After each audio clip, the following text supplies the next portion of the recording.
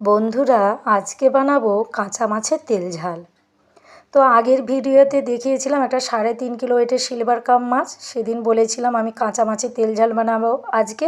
তো সেদিনেই বানিয়েছিলাম, কিন্তু ভিডিওটা ছাড়ছি আজকে। তো সেই পিস থেকে আরও ছোট ছোট করে নিয়েছি যাতে তেল মশলাটা ভেতরে যায়। আর দিয়ে দিলাম লবণ, হলুদ আর সর্ষের তেল। দিয়ে হাতে করে ভালো করে মাখিয়ে নেব, চেপে চেপে এপিট ওপিট করে দিয়ে ঢাকা দিয়ে রেখে দেব যতক্ষণ না মশলাটা রেডি হয়। তো অল্প তেল দিয়ে রাঁধবো বড় মাছ।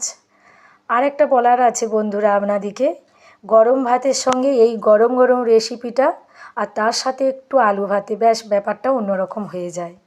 আর সাথে সেদিন কিছু লাগবে না। আর পুরো মশলাটা আমি শিলনোড়াতে তৈরি করব।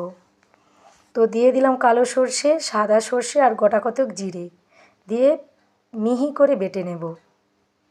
আর পেঁয়াজ, রসুন, আদাটাও পেস্ট করে নেব।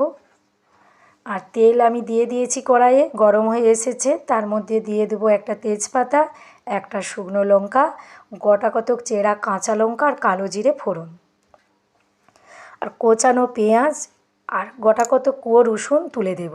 দিয়ে নাড়তে চাড়তে থাকবো। ভাজা হয়ে আসলে তুলে দেব একটা বড় সাইজের টমেটো আর দুটো কাঁচা লঙ্কা তুলে দিয়ে ভাজতে থাকবো।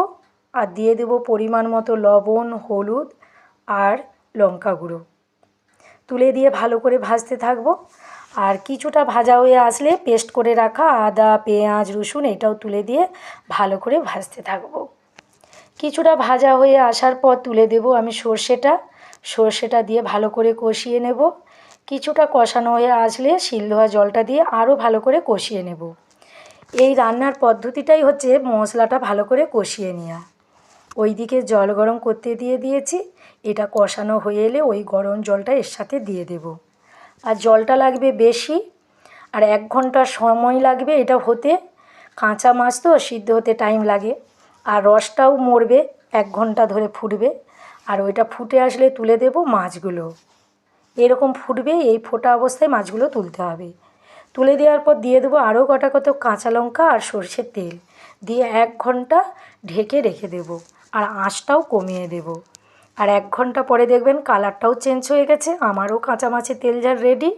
আর আপনারা খেয়ে কমেন্টে জানিয়ে দেবেন কেমন হয়েছে।